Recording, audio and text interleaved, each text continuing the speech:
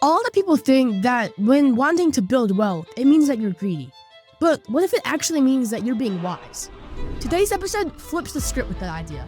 We're talking with a mom who's built her family's financial future from the ground up. And she's doing it with purpose, faith, and generosity at the core. But before we dive in, be sure to like, follow, and subscribe to the Cash Kid Podcast so you don't miss out on more episodes that help you learn how to earn, save, and invest money earlier in life. All right, let's get started. The Cash Kid Podcast is underway. So, you got some cash, maybe from an allowance, or that money your grandma gave you for your 7th birthday. Here you go, sweetie. Woohoo! Thanks, Grandma! Whatever it is, what are you gonna do with it? Spend it, hide it away, or maybe invest it? Let's start learning how to make that money grow. Time to learn how to be a cash kid.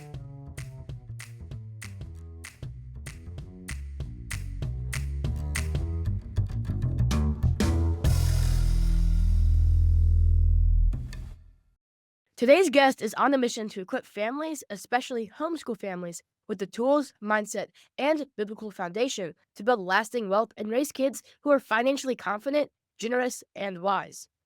Stephanie is also known as the Wealthy Homeschooler on Instagram, is a first-generation multimillionaire, a devoted wife, and a mom to 4 kids, and the creator of the Finance Blueprint. It's a parent-led, open-and-go system designed to teach kids how to earn, manage, and grow their money through real-life applications at home. She shares her real-life journey from going to survival mode to strategic wealth building, all while homeschooling her kids, and keeping her faith at the center of it all. Stephanie, welcome to the Cash Kid Podcast. And first off, tell us a little bit about yourself and your background. Yeah, thank you so much for having me. This is so fun. So my name is Stephanie. I'm a mom of 4. I live in the Maryland, Baltimore area with my husband Ryan and our 4 kiddos. They are 10, 8, 6, and 4. We do homeschool. It'll be our 6th year coming up this fall, which is wild. But my background is in elementary education. I taught for 8 years in 2nd and 3rd grade. Then I moved into real estate. I grew a really successful real estate career.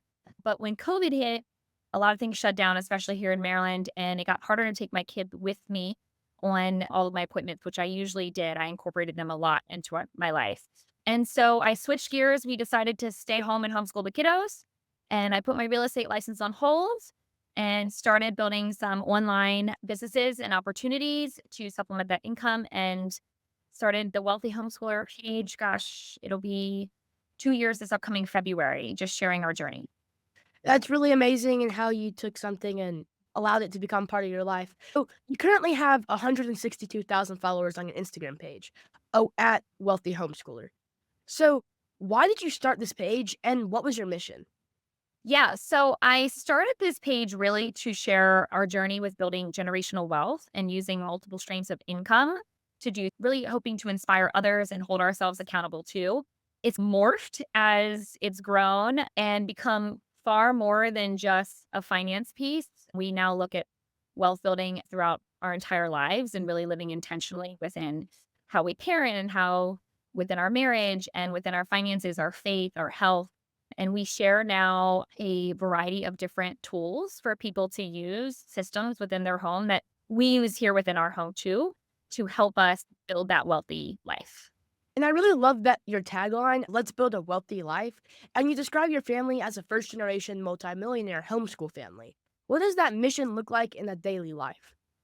Yeah, that's a great question. Wealthy life for us looks like living intentionally in all aspects of your life. And so whether that be in how you handle your finances or how you're building that relationship with your children or your spouse, the focus that you're putting into your health and your faith. And so for us, that looks a lot of systems that we're putting in place. We have 4 kids, so life is crazy. And so it's a lot of trying to navigate this busy life while staying really intentional and on a path of purpose and a really purpose-driven life. So you often share that your wealth building journey is rooted in biblical principles. Can you explain how your faith has shaped your views on money, work, and stewardship? Yeah, absolutely. Money tends to be taboo to talk about for a lot of people, especially if you're a Christian. But we believe that God owns it all and we are just stewards, right? So we trust him with the process. And that means that we're working hard. We're making sure that we're using our wealth building as a tool, not just for ourselves, but for others to be generous and teaching our children to do that too. And faith really keeps us focused on our purpose. And when you look at it from that lens, you really start to understand how God is at the core of everything that we do. And he gives us the tools that we need in order to live the life that we want. Yeah, and going off of what you just said, there is a common misconception that being wealthy and being godly don't go hand in hand. What do you say to the people who feel uncomfortable with the idea of Christians pursuing financial abundance? Yeah, that is a big one. I get that question a lot. Wealth isn't bad. The love of money is. If you make that your sole focus, that is when it becomes bad. Wealth is biblical. It's a tool to bless others. And I actually did a post on this the other day because I've gotten so many questions about it. And I shared some of my favorite scripture that aligns with this. And so I'll share a few with you. A good man leaves an inheritance to his children's children. That's Proverbs 13:22. But remember the Lord your God, for it is he who gives you the ability to produce wealth. In Deuteronomy, you will be enriched in every way so that you can be generous on every occasion. That's in Corinthians. So there's a lot in the Bible, there's a lot within scripture. He just wants to make sure that you're using it in the right way and that your focus doesn't become solely on money. So I think when you look at it from that perspective, it starts to make sense and you start to see it as a tool and that he's given us this opportunity to do good with it.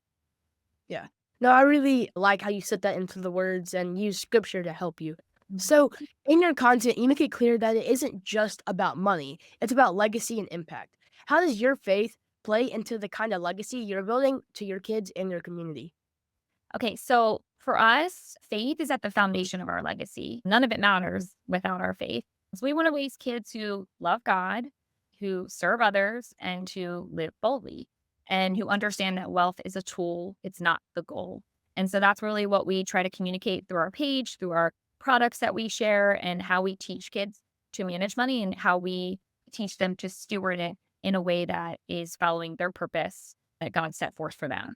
So, tell us about your finance blueprint, like the course that you sell, and how can it help families start this journey to building a wealthy life? Yeah, it's our newest product, the Finance Blueprint, and it is a step-by-step guide to teaching kids about money management and wealth building. But in a way that's really super kid friendly and easy for parents to communicate, even if they maybe are not as knowledgeable about certain aspects of finances and wealth building. And it came about because my husband he's a CFO, so finances are his jam, and he loves talking about them. And he started having little conversations with our kids at the dinner table about what is an asset and what is a liability and precious metals and all these different conversations. And then he was like, I want to sit down and I want to start meeting with them like once a month and teaching them about some money management concepts. And he had this idea for this thing called PIGS, which is an acronym for personal investing, giving, and savings. And that's the foundation, money management. And so we developed this little monthly finance meeting with our kids and started teaching them how to earn some income around the house, not through chores, but through like extra jobs, like vacuuming out the car or cleaning out the basement or some of the bigger things.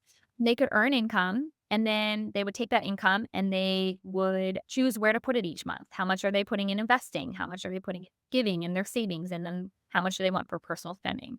And then we started paying them a penny on every dollar they were investing and that teaching them compound interest. And so it grew into this awesome monthly meeting with our kids and this cool like blueprint for them. And we've been doing it for over a year now. So we turned it into a guide specifically for families and it tells you exactly what to do during a meeting, how to set it up, or how to pay your kids, why to teach them how to pay themselves first, what cash flow is. And it just goes into some of the core foundations of money management and wealth building. Yeah. And I think that is so important because what we talk about a lot on the podcast is that a lot of reasons that like kids and other people were set behind is because as you said earlier, money was kind of like taboo and it wasn't really talked about amongst families. And it really could set people back because they didn't know what they were getting into. So I really like how you guys sit down one day out of the month and really like talk about it, teach them about it, and then give them ways that they can do more with it because I think that's super important not only for your kids, but just to help them in the longer run. Homeschooling and family finance can both feel overwhelming. How do you design your system to feel fun and approachable for both parents and kids? Yeah, as a homeschooling parent, I know there's not a lot of room for anything extra within our days. Sometimes just getting through language arts and math can be a lot. So we wanted to make it a system that was easy for parents to implement and that kids would really enjoy and would be something that wouldn't stress everybody out. So we made it very simple, visual, it's fun, it's interactive. We actually use while they're working on their income throughout the month, you're not meeting until the end of the month just once. It's very doable for anybody out there.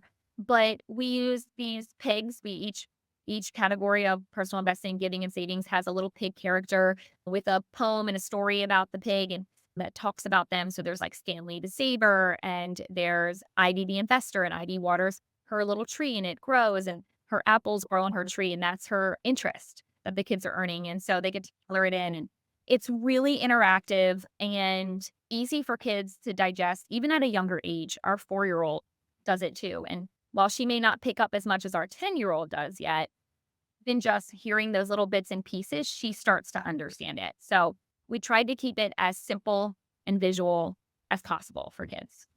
Yeah. I think that's really important because sometimes there's lots of like really tough aspects to comprehend when it comes to investing. And I feel like setting it down to a standard that other people can understand and helping them have a chance to like actually know how it's working and like what stuff does, but down to like how they can understand it is really important to help them grow financially and knowledge as well. So you emphasize creating multiple income streams as Mhm. part of your family's approach. Could you share with us what those streams look like and how much you involve your children in the process? Yeah, absolutely. So we started realizing the importance of multiple streams of income in our early 30s, which is a little late, to be honest. We wish we had known sooner. But we read a book called Rich Dad Poor Dad. I'm sure you've Right. heard. Yeah, I've read it. It's Yep. So good. Recommend it all the time. And it really opened our eyes up to the importance of multiple streams of income in this life that we wanted to build for our family. And I had just gotten into real estate. So it was the perfect opportunity for us to start looking into investing in some long term rentals. So we do have 5 long term rentals.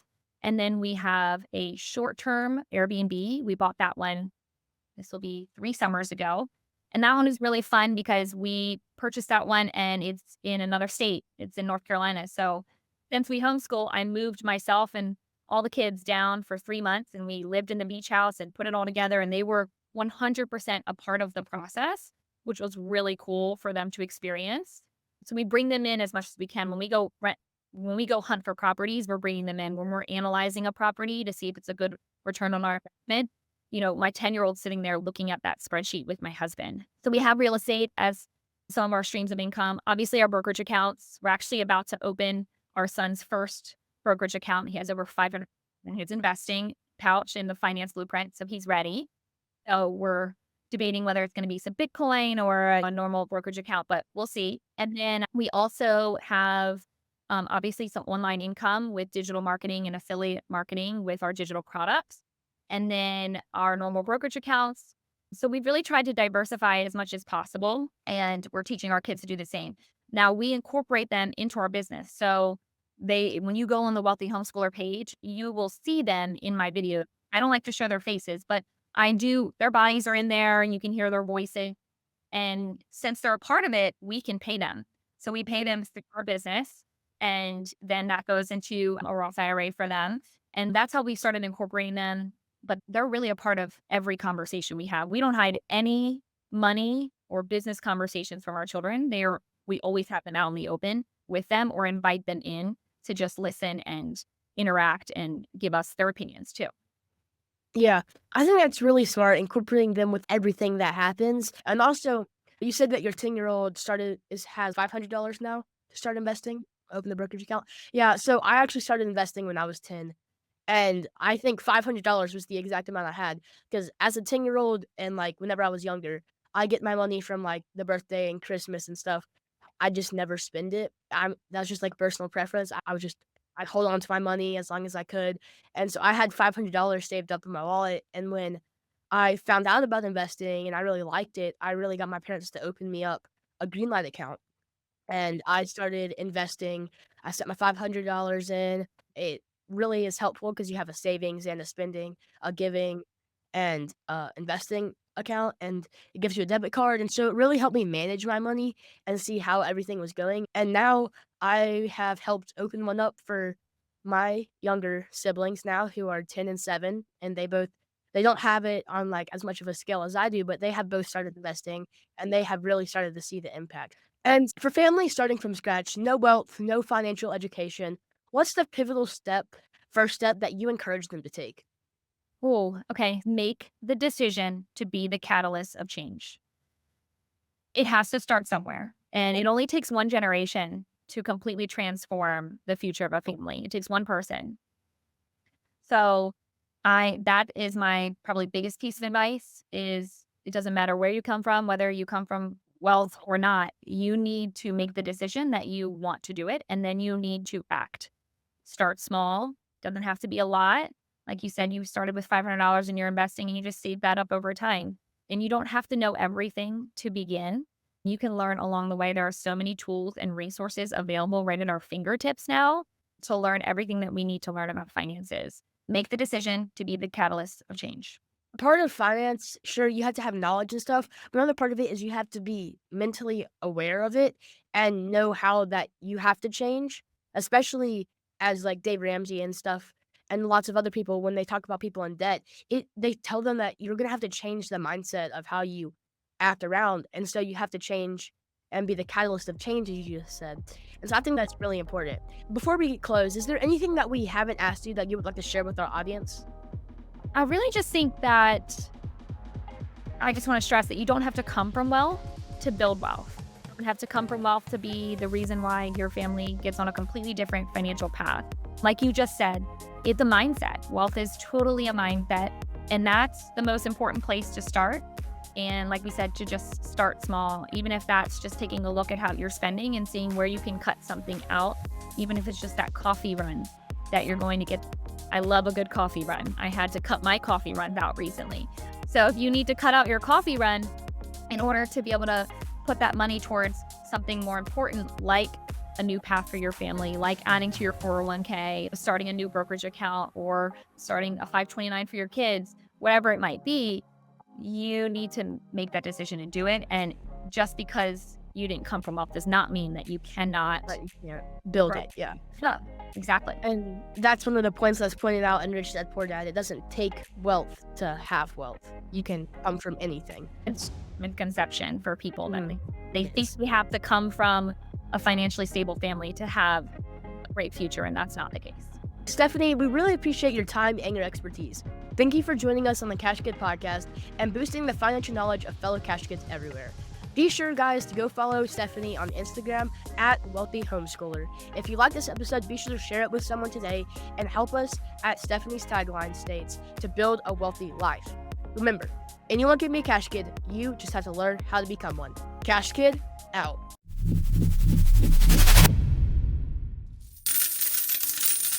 The information presented represents the views and opinions of the guest. This podcast does not intend to provide personal investment advice. This content has been made for informational and educational purposes only. To make a full and informed investment decision, we advise you to speak with a financial advisor. And for kids, definitely your parents first before investing.